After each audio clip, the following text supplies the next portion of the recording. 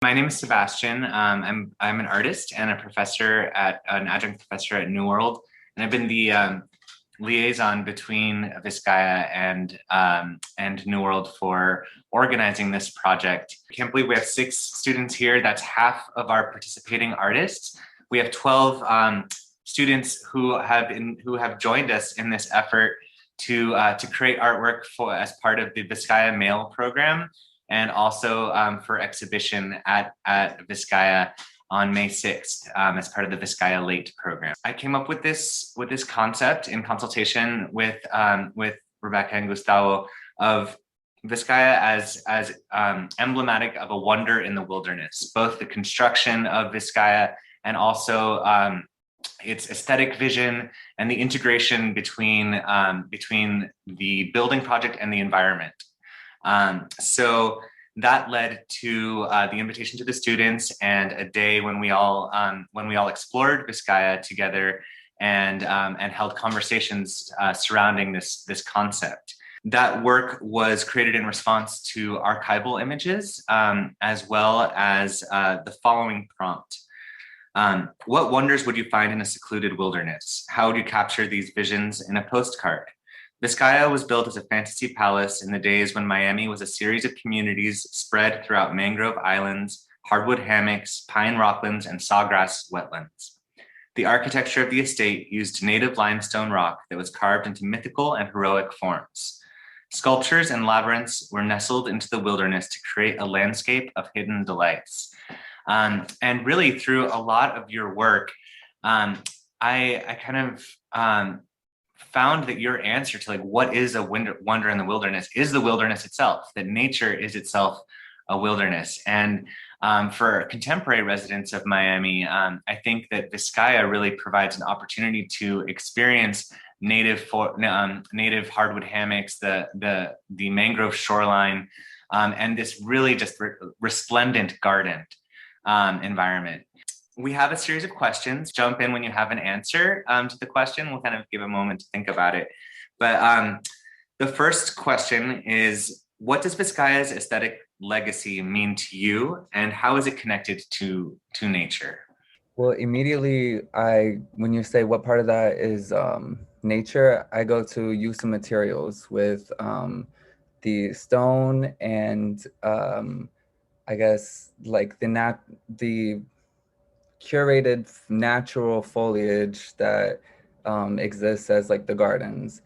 To piggyback off of what Noah was saying about use of materials, when I think of how they use nature, it was more of very masculine effect of taking control of the nature and building it into what they saw fit to be a part of a quote unquote garden.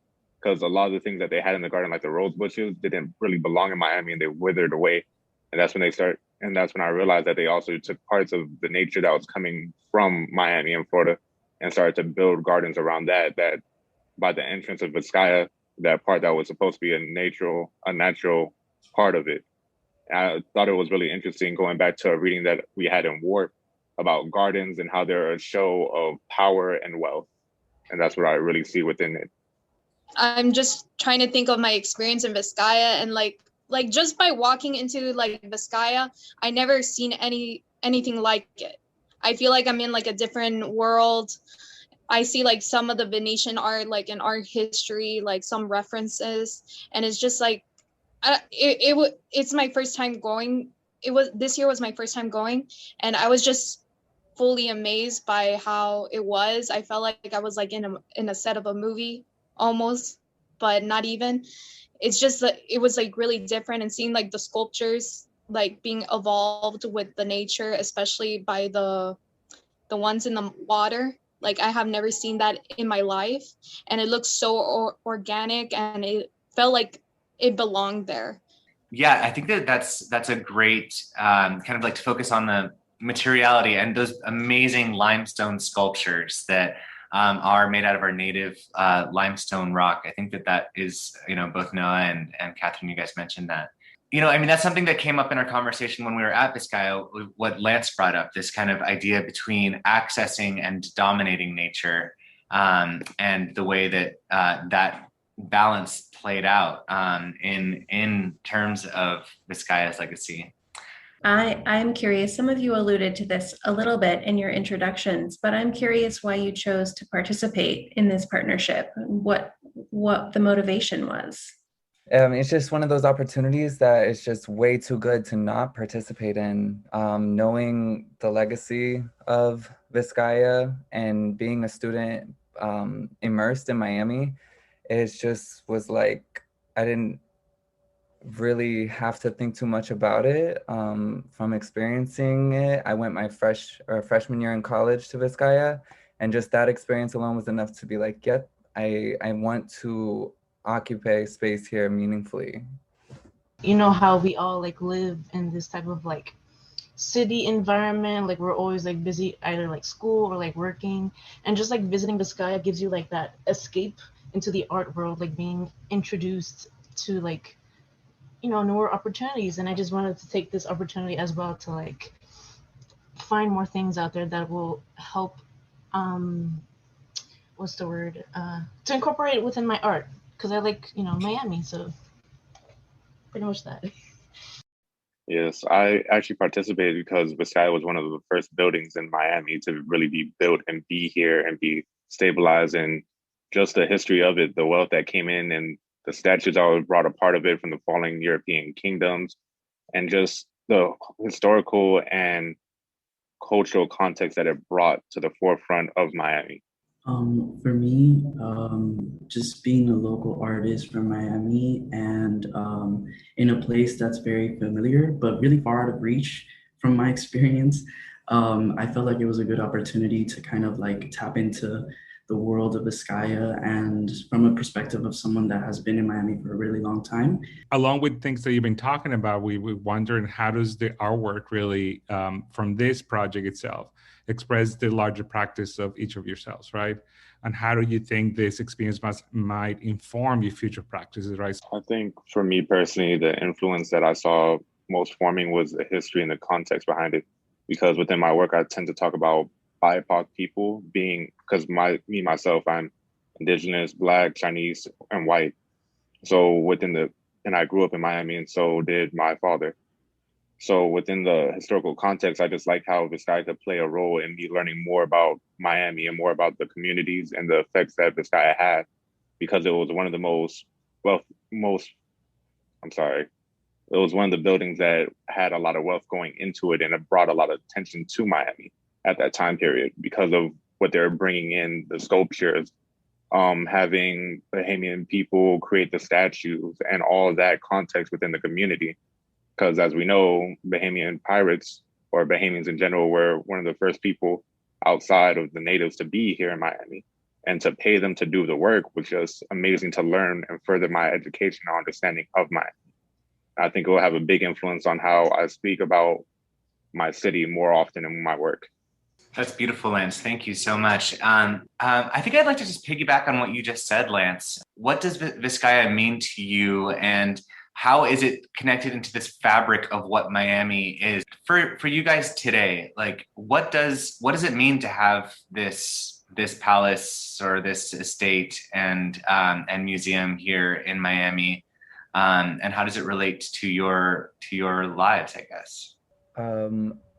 To begin, thinking of it in relation to the Deering estate, they definitely represent a form of classism that is very relevant in Miami, but the estates themselves, I feel like, are definitely take on a different connotation in the present than they did when they were being built, because of how they exist now. They're more of museums, and they hold all the history that was a part of how and why they were built. But to dig, like, you have to dig through information and look at the family ties and see why they were doing what they're doing to like realize like the classist idealism of who these people were. For sure.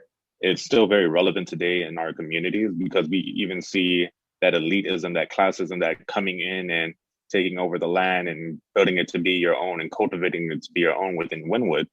We see that within Little Haiti, within our communities that are disappearing and communities that are going away. But it still echoes the fact of that it's displayed as this culturally influencing part. And I try to speak about that in my work as using constructional elements and things like that that are being pulled from today's society, from today's living. Like the constructional elements of there's always something being built, there's always something bigger, better, a new hotel, a new something. But we forget to communicate about the locals, the natives that are getting paid minimum wage, working at restaurants. What happened about the locals that used to live here that had these beautiful houses that were beautiful to them, the color palettes, the things of that nature. What happened to the bright, beautiful colors that came from the Caribbeans and from all the people that moved here originally, and being demolished for these black and white buildings that are elitist or higher class and don't want us over there, and that police roam these neighborhoods that never came to before. And I try to speak about that a lot throughout the work that I made. For sure. And, I think that we can kind of broaden, we have someone else joining our conversation too. Very exciting. But to broaden that idea, that's the complexity of art, right? Is that we're invested in as makers, but it's so intertwined into this network of wealth and value, and I can tell you from my own experiences as an artist who's worked various times with Vizcaya, Vizcaya really looks to art to contemporary art as a way of speaking about the people who worked at Vizcaya, the kind of untold stories, and to kind of shed light and bring these things which aren't fully embodied in the kind of like what you would first think of as like this industrialist coming from Chicago to build this palace in Miami. I think that the contemporary arts program at Vizcaya does a really great job of trying to kind of pick that apart and understand it further and tell these untold stories. Do you find any connection between your personal history and the social memory of Vizcaya? I've moved around a lot in my life ever since I was young. So I've always felt kind of like lost in a sense, not really knowing. I always have this feeling of like feeling out of place. And I guess thinking back on the history of Vizcaya, of these, this family coming in or even just in general, Miami in general, when the development started coming in, getting rid of kind of like the core of Miami, the true nature of Miami, and turning it into something that really wasn't efficient for the lands, something that the lands can't ultimately support. And, I can relate in that sense where kind of through your life experiences, you get molded in a sense, you kind of lose your true self in a way. And then now, like, I appreciate that everywhere, everyone's trying to, bring back our natural habitat by replanting these, native species plants or letting the mangroves take over. And it's kind of like in a way of Miami finding itself again. And that's something that I explore a lot in my work, is revisiting my past and trying to find connections in a way to like find myself again. So I can relate in that sense. The way that I kind of related to it was the sense of like diaspora and like within myself, mainly because I'm not from Miami originally. I'm from Colombia, and I came here at a very young age. And so there was a subtle like culture shock in a way, but there's also like similarities within living here in Miami, and like the melting pot of just like so many cultures, and like kind of being inspired by everyone's culture, and like, really not having that like full sense of self of like my own culture, because I'm like so submerged into like all these different nationalities. So seeing that being kind of translated into Vizcaya, that's kind of a way that I kind of like approached it and kind of looked into it as well. For me personally, as I was speaking about earlier, the cultural context for me is that I'm also Native American and Black and Chinese. I think the historical context for me is just like how they brought in the Black community to help build this. Because around the time period, I think it was the early 1900s, and they're asking Bahamian pirates or people that migrated here from Bahamas, which tended to be pirates, to build these sculptures out of the natural stone there. And it was just very important for me to understand, like, there were craftsmen here. There were people that were building these, that were coming to Miami, that were locating and staying here, building and helping to create Vizcaya. And something that I was looking into before, I wish I had more time to speak on this within the piece, is that the Indian highways, which were water trails that were going through Miami and that were lakes and streams that were used to accelerate trade between the native tribes in Miami. And if I remember correctly from my research, I may be wrong, but there was a Native American highway that went through or right next to Vizcaya that was a tradeway. And I thought it was very important to know, like, the location of it and how it impacted natives and how it impacted the Bahamians that were working and living here, and how it impacted just the community as a whole, because it was a beacon of wealth and power and strength. And it was very, very strong and elegant to a point, and very culturally impacting. And it still has this long lasting effects even in our communities today. And now that I see how this guy is running, and me personally now, I think it's beautiful that they're within the community and they try to be and interact with the community as much as possible. And I think that's beautiful. Yeah, I think that the research on the kind of presence of Native peoples and the interaction with the land of Vizcaya is kind of an ongoing research endeavor that Vizcaya is looking into now. But it really, I'm not exactly sure about the kind of highway in this area, but the Vizcaya is located right next to the coastal ridge of Miami, which has always been the high ground, and it would have been the place where people walked to getting to places like the Miami Circle, the kind of Tequesta, sacred spaces that are around the mouth of the Miami River. So I think that it's undoubtable that it was part of this kind of network of spaces that that Native peoples used in this land. But anything that comes to mind as you were going through the process of either learning about the Vizcaya state or going through the work, that it was challenging or unexpected? And I think that kind of relates to things that you find out, right? Things that you didn't know about it. You obviously had an idea of the space and you heard the name, but something that you found out through the process that was either challenging or unexpected. I think a challenge that really affected me was because in New World we're taught very academically to paint and draw, and I'm a painting major and I love painting sculptures. I love drawing sculptures, but it was a challenge of the time frame. Should I take the time to break this down into this small format to draw and to educate myself on these statues that were taken from the fallen European empires, which was mind blowing to me that he had the wealth to buy those and to bring them there. And the renaming of the stories of the statues itself was just crazy to me. And when you walk in, the presence of them, how they start peeking out through the woods, it was just learning about where they were placed, why they were placed there, and how it was collected was just amazing to learn and to find out more of. One of the challenges for me creatively was the size of what we were working on, because I wanted to go big after I had experienced and did research. So the size requirements. Yeah, I think one of the biggest challenges for me was to kind of relate to a social class that I'm kind of not part of.